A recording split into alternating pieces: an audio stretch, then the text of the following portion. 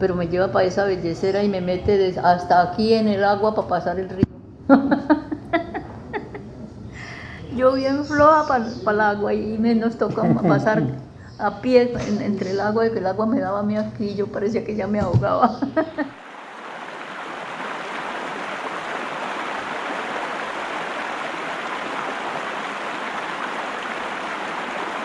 Entonces ya de ahí nos comenzamos a desplazar hacia las casas de la gente que más o menos se creía que se podían organizar,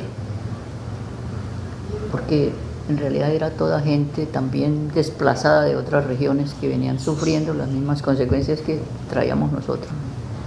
Yo ya me había venido porque mi cuñado, también en el Tolima, evidenciábamos que ya la violencia contra nosotros iba fuertemente. Ellos llegaban, no se les daba nada llegar a las casas de noche y matar toda la familia que hubiera. Hicieron una matanza en cercanías de mi casa, que acabaron con toda la familia. Y se dieron pues a la tarea de asesinar a cuanto persona no les caía bien a ellos.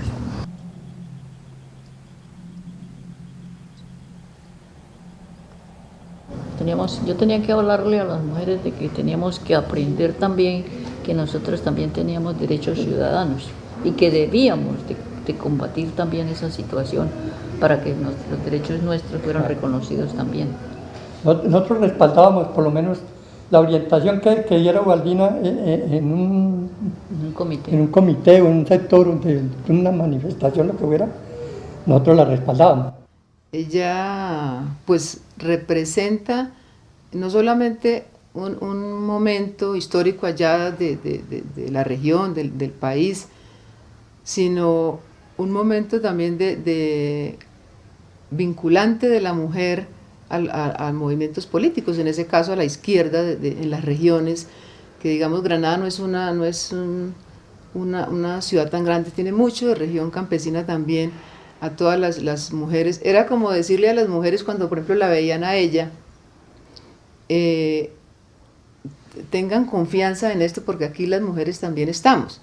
Entonces yo creo que para las mujeres que la escuchaban, cuando hacíamos las manifestaciones allá, eran manifestaciones multitudinarias, era muchísima gente. Entonces pues mucho más agradable y para las mujeres mucho más cercano, digámoslo así, escuchar y ver a una mujer que está planteando allá sus puntos de vista políticos que siempre escuchar a los hombres. Porque saber de que por lo menos en un sector como era Granada, como les decía anteriormente, que aquí no se oían sino era tiros en las diferentes esquinas entre unos y otros, y saber de que por lo menos una mujer iba a representar por lo menos a su municipio, eso fue un gran honor que se pudo obtener. Y en eso pues fue muchas las felicitaciones y muchas las cosas que se hicieron defendiendo por lo menos el caso de Ubaldina, porque por ahí en esas regiones donde, que ¿quién sería esa señora? No es cualquier señora, es fulana y tal, y está representando a los campesinos, está representando a la mujer por sus derechos que le corresponden. Es muy bonito, la verdad es eso.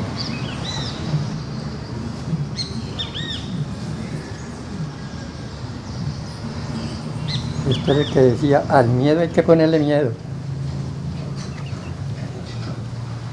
Esa manifestación que hizo Braulio en los Centauros en Villavicencio fue muy bellaca, para saber que después lo mataron. Y los mismos.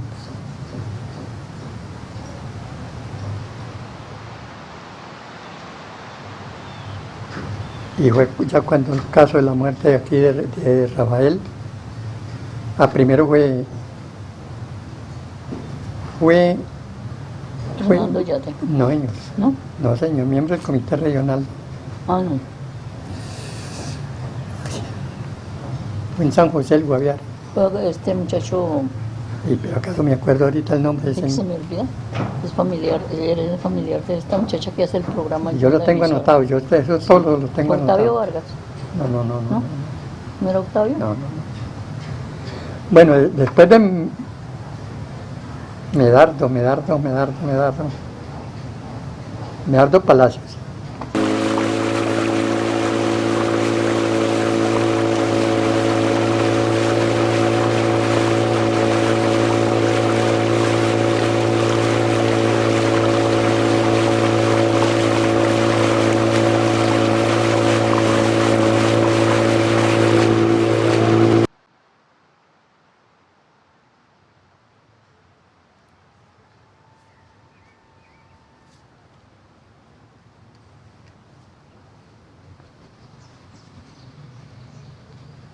Pero lo mataron con una niña, ¿cierto?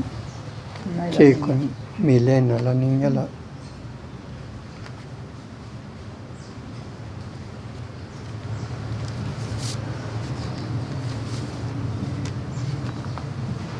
Ubicamos todo el personal de los fundadores Ujú.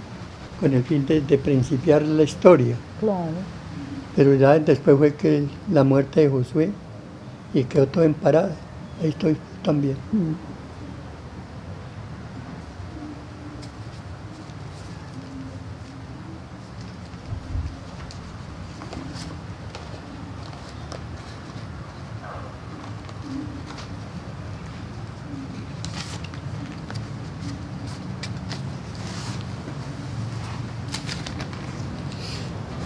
¿Es Julián, cierto? Sí, ese es Calum.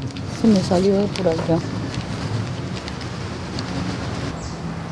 Es José Rodrigo, José Rodrigo, sí. el, Mi esposo de María Mercedes. sí, diputado también de la Asamblea Departamental.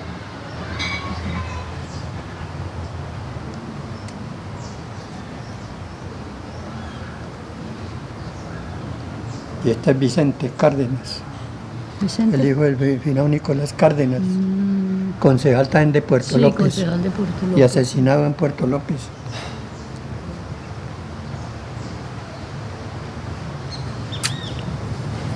Carajo, tantas vidas que se perdieron, hola. Poco de foto, poco de foto.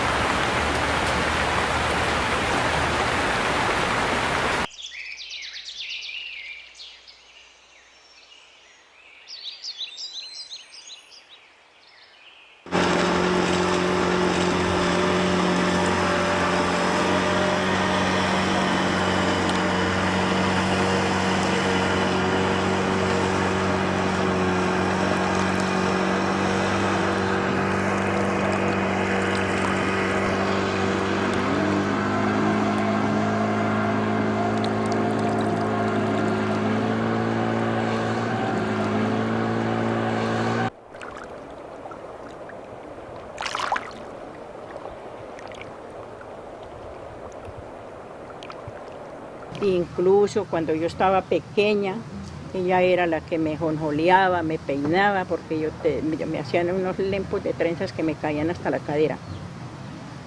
Y ella no, ella a mi papá le decían, don Salvador, córtele el pelo a la niña que mire que de pronto se cunde de piojos en la escuela. Ay, no, primeramente sáqueme la muela cordal. Entonces mi hermana era la pagana, porque ella era la que tenía que estarme jonjoleando para mandarme a la escuela. Ella para qué, ella fue la segunda mamá para mí. Cuando nació ella, mi papá me había puesto a la escuela. Ah, sí. Estaba en la escuela. Pues había acabado de entrar y por eso no me dejaron estudiar más. Porque yo entré en agosto. Entré como entonces entraba yo en los primeros días de agosto. Ella nació el 8 de agosto. Entonces ya pues mi papá comenzó que en la casa hacía falta quien viera por la niña, que no sé qué, que nosotros, que por aquí, por allí. Y no me dejó estudiar sino hasta noviembre. Y no más, ya digo que con eso tenía. Como 3 o 4 mesecitos entrando a aprender, leyendo apenas en la cartilla primera, las vocales y así conjuntando palabras. Números sí los podía hacer como hasta el 20 porque en la casa mi mamá me enseñaba. Pero de resto no. Y leer porque yo aprendí a leer muy fácil. Sí, leer. Historia patria. De las cenizas de tu amor y el mío tan solo quedan carbones encendidos.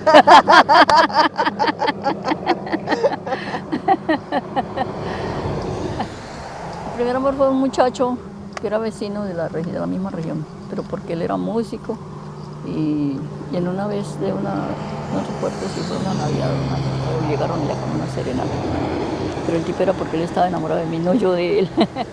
Pero entonces no lo acepté porque él quería era matrimonio y a mí nunca jamás en la mente en la vida se me ha pasado por la mente el matrimonio. Entonces yo no lo acepté, el chino sufrió mucho. Sí, el chino sufrió mucho, se fue por casi a Caldas y desde allá todavía me escribía y me decía que él me esperaba y que él me esperaba. Pasaron los años y los años y los años y quién sabe qué chismoso le llevó el cuento que yo había tenido un hijo. Entonces una vez me mandó una carta. Entonces el que recibió la carta dijo, no, pero ella ya tiene un hijo. Y que me dijo, no, eso no importa que tenga un hijo, yo la he querido toda la vida a ella y yo quiero que ella sea mi esposa.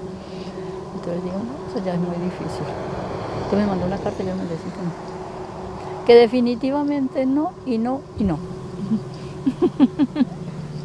Pues sí, fui tan pendeja que me dejé enamorar. A mí me pesó. Para mí fue muy duro por el problema de que a mí me tocó quedarme en la casa. Yo decía que no, que yo me salía de la casa medio, pero no encontré para dónde irme. Se me cerró el mundo y no encontré para dónde irme. Me tocó quedarme en la casa. Me quedé en la casa y afronté la situación con mi papá. Yo fui franca y claro que por obligación me tocó ya, porque nadie en la casa sabía que yo estaba embarazada. Yo me tenía con una camisa ancha, así siempre una camisa ancha, y nadie se daba cuenta de que yo estaba embarazada. ¿Cuándo supieron? Obligatoriamente me tocó decirles cuando tenía 7 meses de embarazo. Una noche íbamos con mi papá de una reunión, habíamos ido a reunir una base de partido. Íbamos como una pendiente arriba y yo ya no alcanzaba casi a caminar. Mi papá iba adelantico de mí, íbamos por una pendiente arriba y yo lo paré en una lomita. Dije, no, esta noche le voy a decir, tócame, lo que me toca es me pegué un empujón y me mandé por abajo.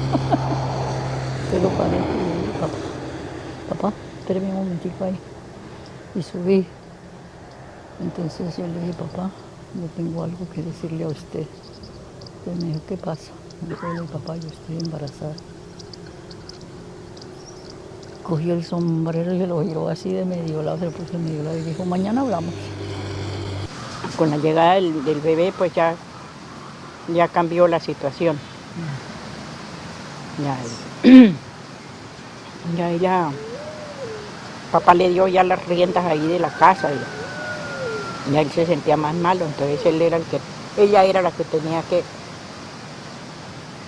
bregar cómo se embolataba para salir el día del mercado a hacer la remesita.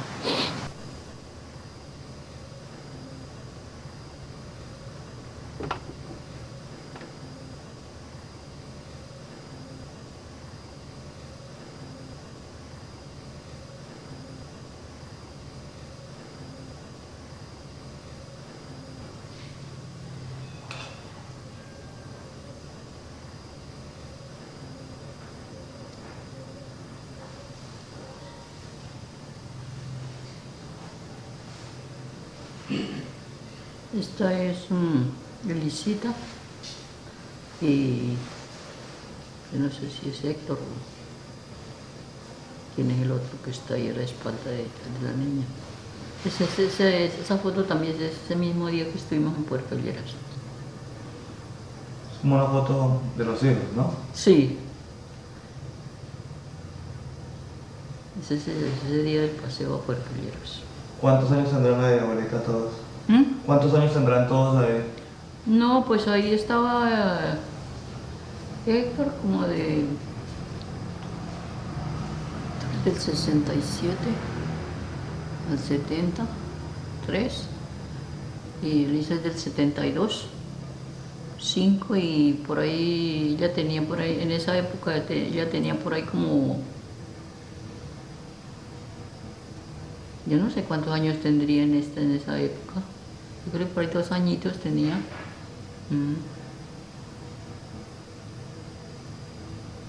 Y Héctor tenía que tener por ahí como 7 años y Leonel también tenía como 5 o 6 años tenía Leonel, que Leonel llegó a la edad de 7 años y era un bebecito. Para todas partes había que llevarlo de la mano porque él se caía, como él sufrió meningitis, entonces casi se me muere. Entonces a él lo curaron, pero él quedó, yo no sé, como con una enfermedad que él no era activo, él era así como todo zongo, sorongo, y él se caía, él llegaba y se tropezaba tantico y ya se iba al suelo. Entonces a toda hora había que llevarlo, era de la mano. Llegó a la edad de 7 años y para donde saliera tenía que llevarlo de la mano, que no podía caminar solo. ¿Y a qué edad fue al colegio desde entonces? Él entró como de 9 años a estudiar, comenzar la primaria.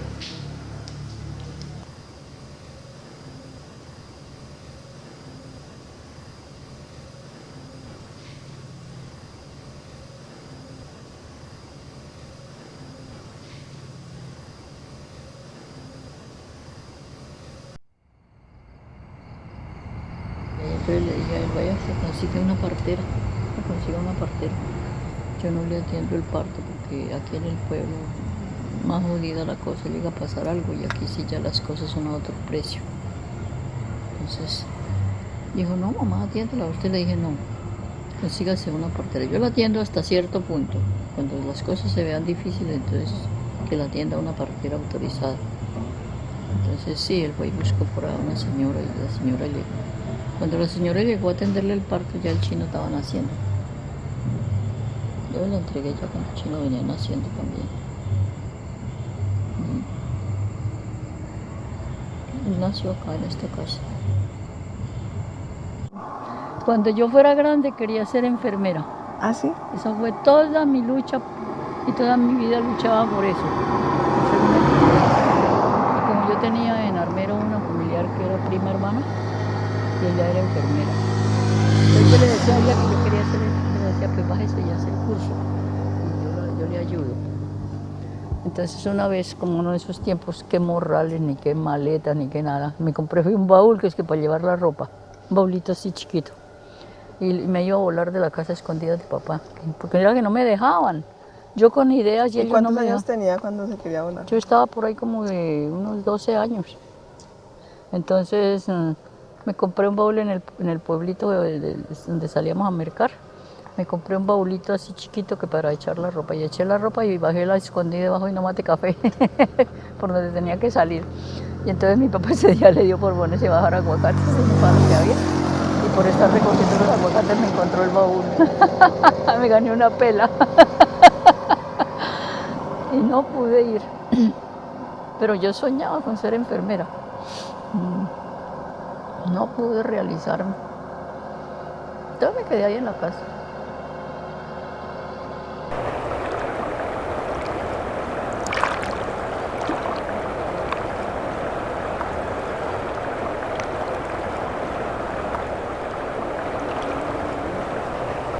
Tenía como casi 17 o 18 años como cuando comenzó la cuestión de la organización. Ya tenía un poco poco de más conocimiento. Entonces ahí sí ya fue cuando llegaron las cuestiones de las reuniones de la unión de mujeres, entonces comenzaron a llegar las compañeras más, las que estaban más enteradas de eso, entonces comenzaron a llegar a conquistar la gente, conquistar las demás mujeres. Entonces ya fueron reclutando a todo el personal de la región, ya se fueron formando los comités. Porque ellas comenzaron que había que organizar a todas las mujeres de la región, que había que visitarlas, llegarles a la casa y hablarles y qué tal cosa. Y pues a mí me fue gustando esa cosa y entonces ya fui ingresando poco a poco y fui saliendo, fui yendo, ya fuimos yendo de una parte a otra. Porque ya cuando eso, entonces fue cuando ya vino la violencia. Ya nos tocó, pero que salir de la casa, huir. Nos fuimos para, ustedes han oído nombrar Murillo, eso, para Murillo nos fuimos.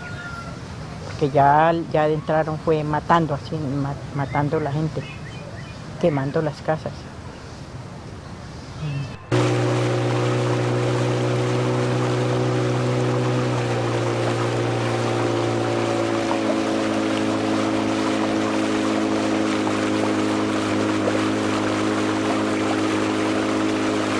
Su sensibilidad frente a lo social.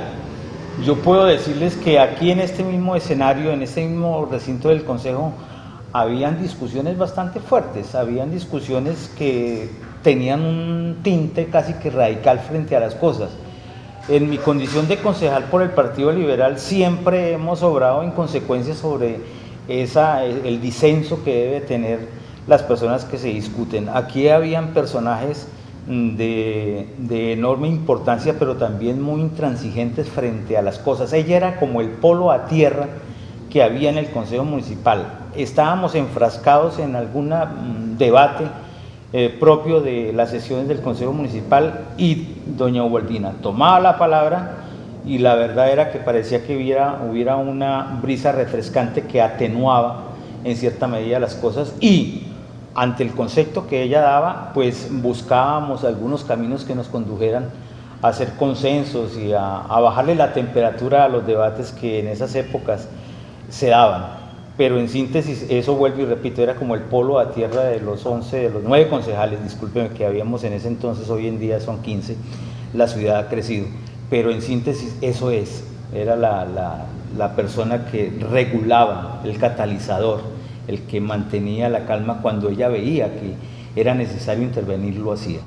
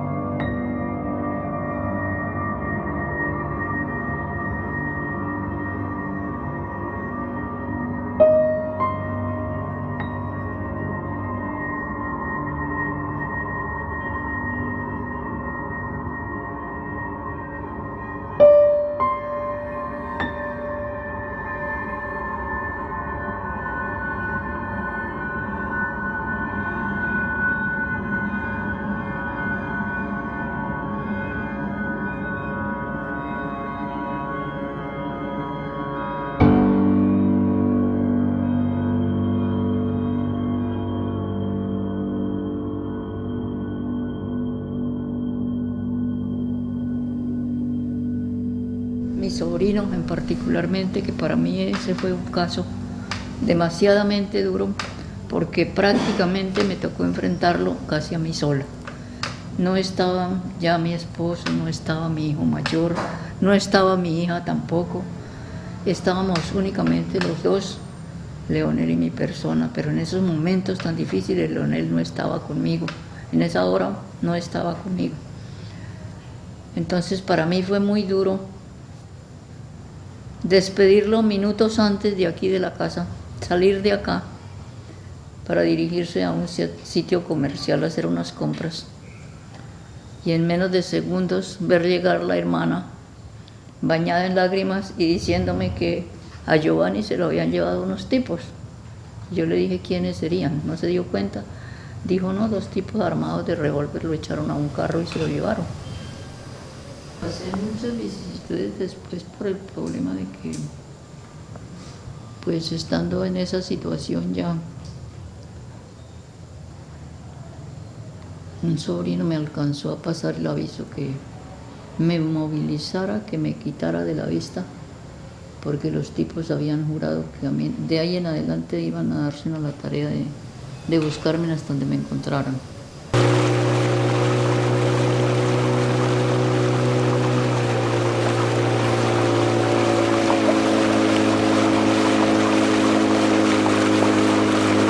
La gente derrotada en el año 55, que fue la guerra de Villarrica, ¿qué hace?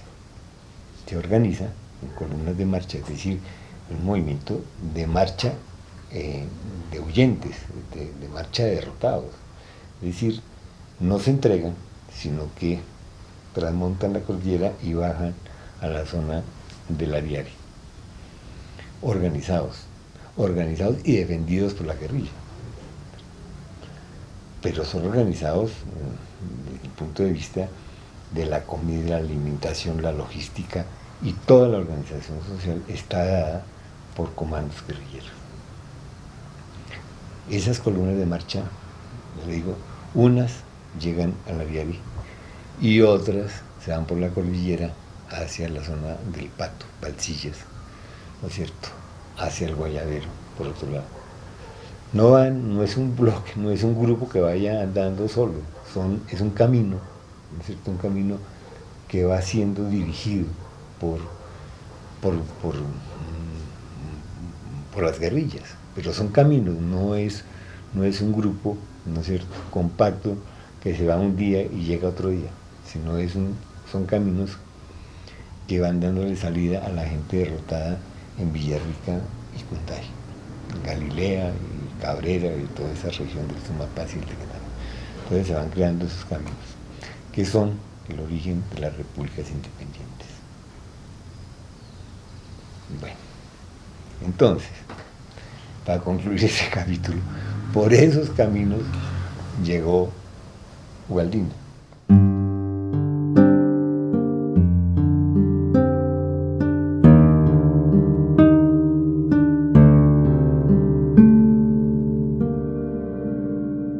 Y yo estaba trabajando ahí. Había un compañero que me estimó mucho y me habían conseguido hasta una estufa para que hiciera de comer ahí, pero a veces a mí no me quedaba el tiempo de ponerme a hacer. Entonces, ya eran 2, 3 de la tarde y yo no había almorzado. Entonces él venía y me decía, ¿ya almorzó? Y yo le decía, sí señor, ya almorcé. Iba y miraba las vasijas y decía, no sea mentiroso que usted no ha comido nada, quitan las vasijas limpias. Entonces él comía por allí, en un restaurante que le decían, yo no sé si sería por sobrenombre o cómo sería, pero le decían al señor que media vida. Y entonces él comía allá siempre, y entonces él dijo, camine, vamos allí. Nos fuimos y me dio a reconocer con la señora y autorizó a la señora que todas las veces que yo fuera a pedir comida me podía dar lo que él respondía. Yo iba por ahí una vez también, porque me va a pesar que él era pobre también. Pero sí, yo iba por ahí de vez en cuando el hambre me acosaba mucho. Y así fue como me sostuve el tiempo que estuve ahí. Uva se daba cuenta las correrías de nosotros cómo eran de sabrositas. Veces que si desayunábamos no almorzábamos ni comíamos. El trillo de barro y agua, bueno, dicho, las Eso es de inclemencias. pasar todo el día con tinto. Las inclemencias eran muy serias. Ya más adelante yo me fui para el Tolima, después de todos esos aconteceres por ahí. Entonces yo me regresé para el Tolima con la evasión de que a ver si me dejaban traer el hijo. Se me había quedado en la casa y no me lo dejaban traer. Entonces yo me fui con esa idea de pedirle a mi papá que me dejara traer el niño. Entonces llegué a esa tierra y me enfermé. Me enfermé por los desmandes de salud que cometí a la llegada, entonces me dieron fríos y fiebres y me tocó quedarme allá y ya no pude regresar pronto.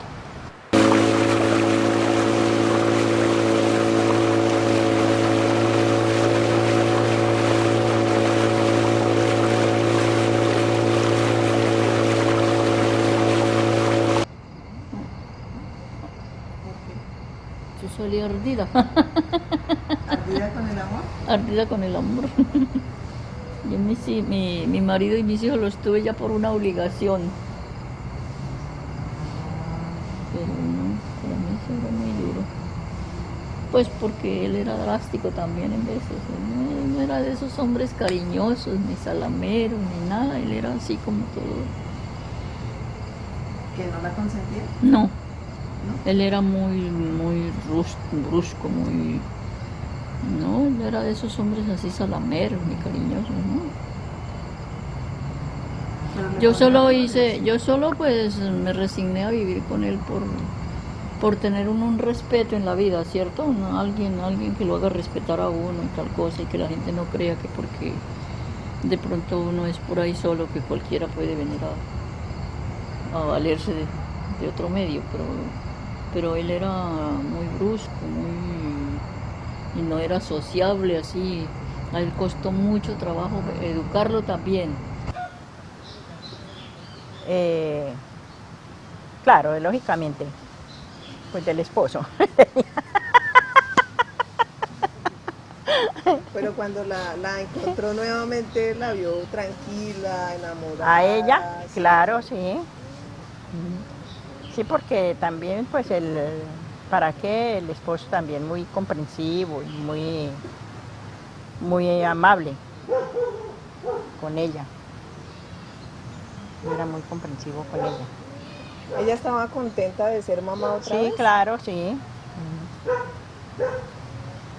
Ella ya con sus 3 chinos. Entonces, claro, ya pues a mi conocimiento y a ver el cambio de ella, porque eso es normal que, como se dice vulgarmente, es muy diferente la situación de que uno tiene un hijo en soltero al cambio que ella tenía ya después.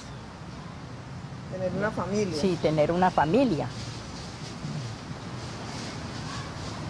El chino era Sí. muy apegado a mí, pero entonces cuando ya yo me junté a vivir con Saúl, entonces que ya mi papá se enfermó y lo trajimos para acá. Entonces ellos le trajeron el niño ¿Cómo era para acá. José de su forma de ser? Él era un poquito rebelde. Sí, él era- Como parecido a la mamá. y no se dejaba así como de los demás tampoco. Entonces él comenzó a regañármelo mucho y a mandarlo, a obligarlo, que tenía que estar ahí en el almacén. Los chinos ellos son constantes un rato y después se les olvida todo. Entonces comenzó a regañarlo, tal cosa. Hasta que un día me lo regañó tan duro que me dolió. Me dijo, mejor y ponga ese chino a hacer algo porque yo no tengo aquí comida para vagos. Cuando me dijo así me dolió, que no tenía comida para vagos. Entonces yo me puse triste porque el compromiso con él era que él me le daba el estudio. Ella fue muy sufrida también en el sentido con el primer hijo que tuvo, porque ya vino un encontrón ahí por la forma de ser el chino, que el chino era muy neurasténico, de muy mal genio. Entonces, pues Saúl también se resentía mucho con él, porque él estaba dándole todo ahí, estudio y todo, pero entonces el chino era de muy mal genio. Entonces ahí también entró a sufrir su problema. ¿Y qué hizo ella con relación a esa situación? A esa situación ella le tocó que llamara a la madrina del niño, del hijo, y plantearle la situación, y entonces ella se hizo cargo de él para poder ella llevar su hogar normalmente. Entonces le tocó así, que la madrina se lo llevara. Pero pues yo ya tenía mis hijos también y ese era un trauma que me acompañaba para no tomar más decisiones. De mis hijos. Porque aun cuando la persecución que se desató contra mí, para mí fue muy duro, irme de la casa y dejar a esa china que estaba estudiando. Que tenía que dejarla sola con el papá. En la casa ella estaba estudiando. Que ella no se quedara sola, pero yo cómo me la llevaba, a dónde me la llevaba. Claro que yo me fui, dos o tres veces me sacaron de la casa. Claro, por la situación que se fue presentando, persecución y todo. Entonces ya eso fue ya un principio del trastorno familiar. Ya le mataron el hijo a ella, entonces ya eso ya como que fue revolviéndose.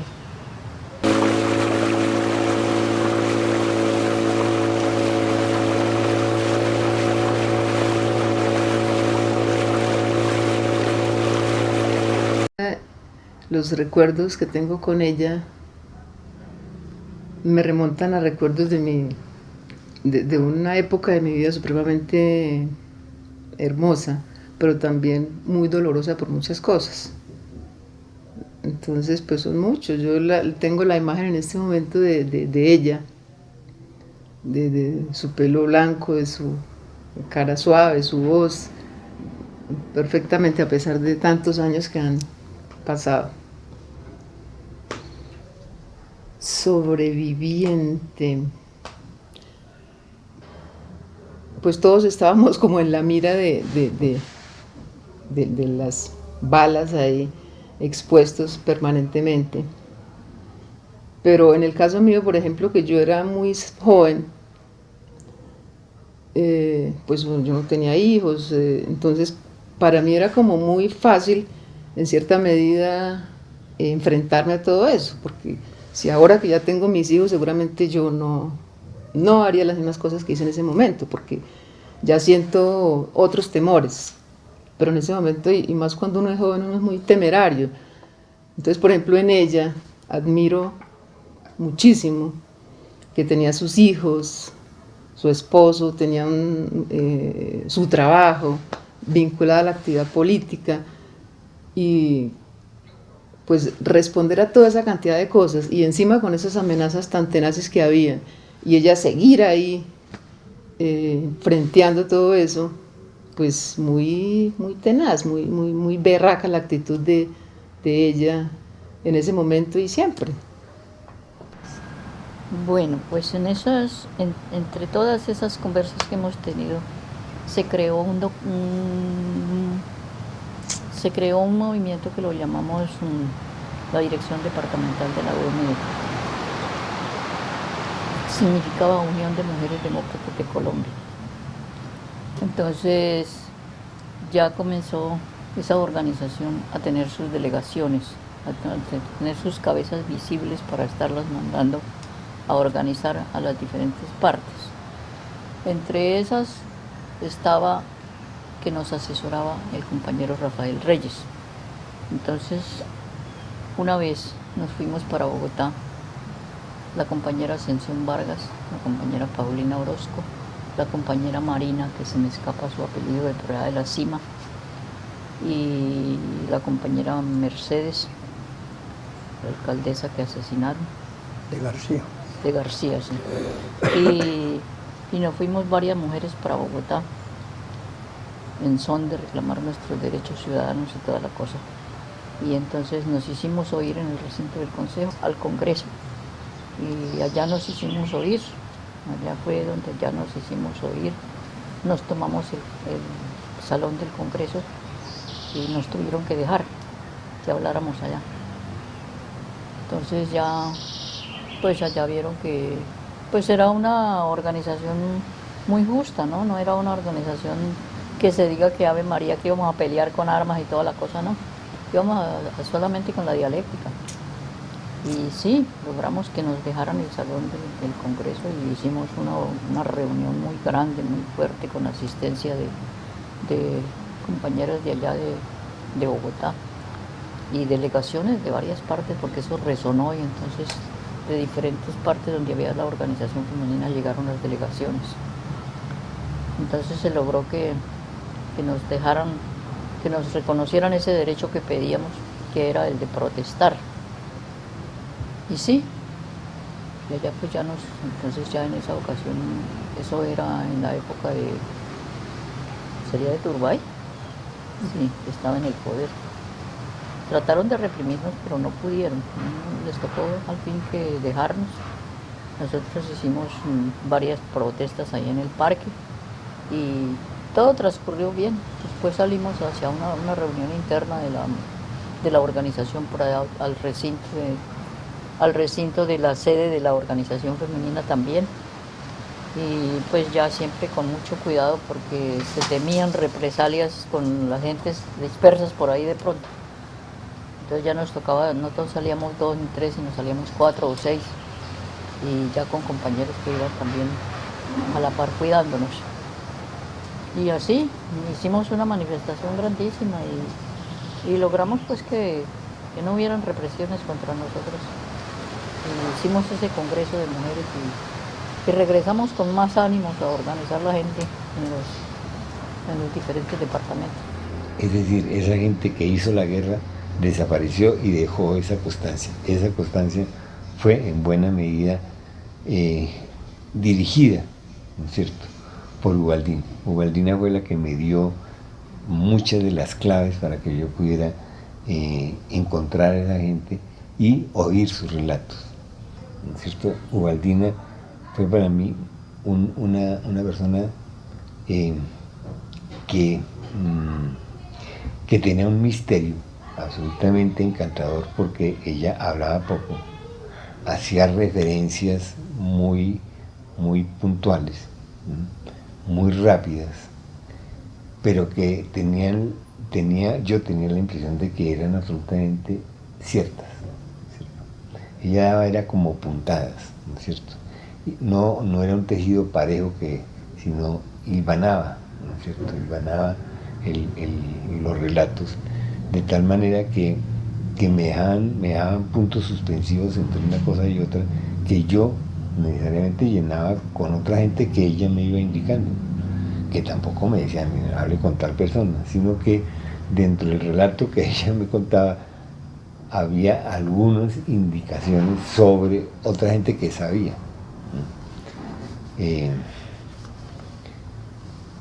Y así fui creando un conjunto de relatos que eran la memoria de esa migración, de ese camino de los huyentes, como lo llamé en otra parte, en nuestros relatos. Pero, ¿qué tenía de atractivo esos cuentos, esas narraciones que ellos me hacían? El atractivo principal era la de ir contando una historia que no se contaba, una historia que estaba sumergida un poco en el silencio. Sí, entonces ya nos quedamos nosotros solos, entonces ya ante esa situación que yo lo tenía acosado, se paró y me dijo que si lo quería saber, a José lo habían matado. Cuando él me dijo así, íbamos por acá en esta parte y yo vi, eso estaba lleno de colchones, pero yo en el momento vi todo eso desocupado y se abrió una chamba hondísima, se separó como la tierra de aquí a allá y yo me fui por ahí. No me di cuenta de más. Yo me fui y me paré frente al cadáver de él, lo contemplé un rato y luego me fui a buscándole las heridas por donde le pegaron todos los tiros. Ahí lo cogieron rociado desde los pies para arriba, así, todo el cuerpo. 25, 27 tiros le pegaron. Yo lo miré, lo contemplé un rato. No era mi hijo en ese momento para llorarlo. No se me derramó una lágrima.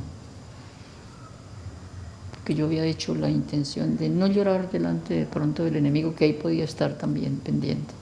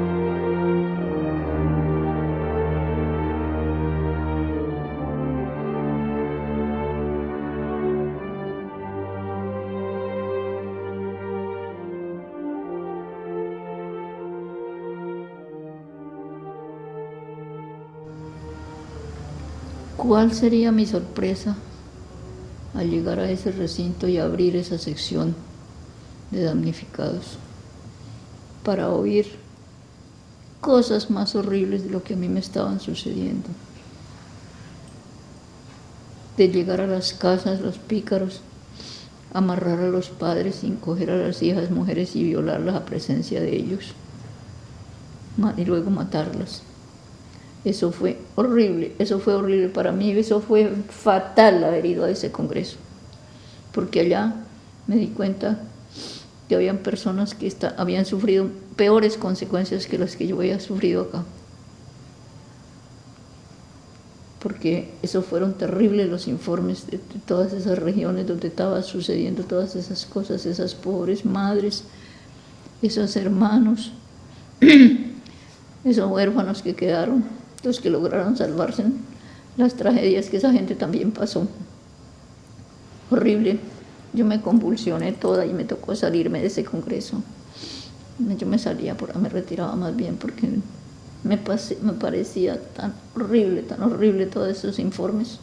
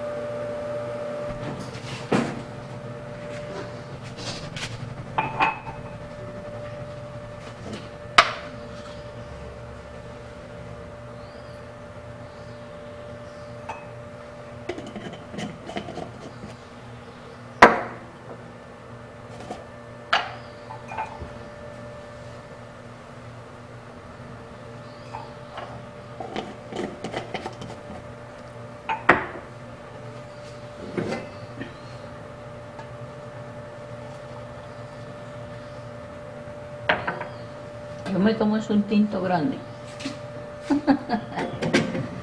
Que les hago venta.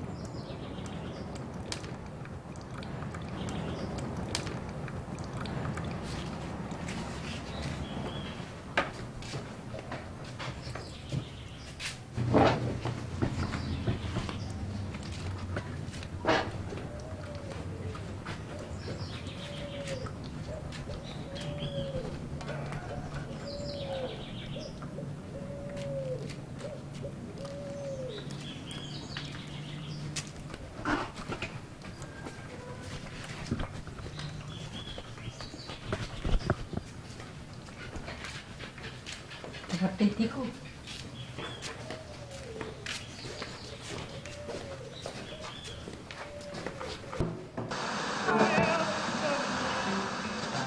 Por un hondo vivir, un eterno sentir, perdido desde el corazón, recorriendo la vida con ilusión, como una mirada profunda, así es tu dolor, como el recuerdo, la ausencia,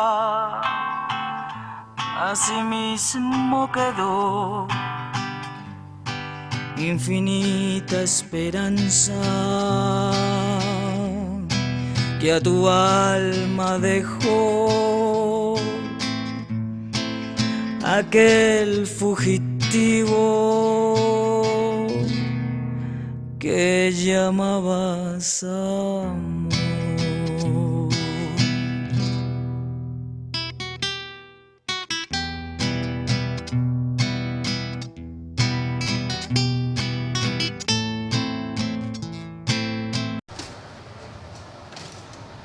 Hola tía, ¿cómo amaneció hoy? Bien. ¿Usted? Bien, gracias a Dios. Abuelita. Allá durmiendo. Pero duerme con las horas tempranas del día y por la noche, por eso es que no te dejo dormir. Porque como ella se trasnocha mucho, hablando, entonces duerme en el día parece una foca. ¿Y qué tía, que hay que ayudarle? Es que vamos a hacer desayuno. ¿Qué van a hacer? Desayuno. ¿Pero qué? Nuevos peritos.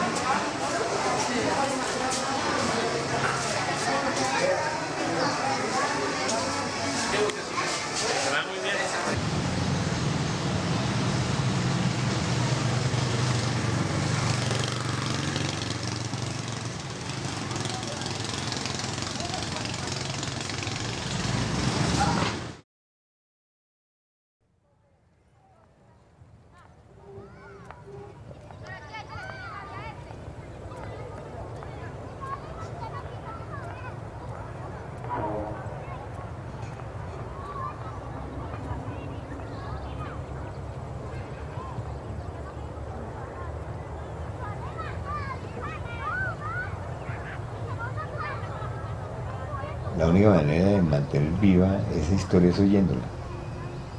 ¿No? Yo creo que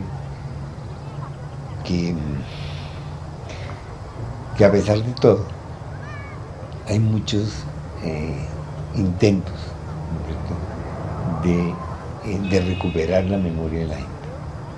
Porque uno de los efectos que tiene el terror, que tiene la violencia, es cortar la memoria, es imponer el silencio, es impedir que la gente se relacione una con otra, que se reconozca. Y reconstruir esas historias es reconstruir un conjunto de fuerzas sociales que van en contra, si quieres, de la historia oficial.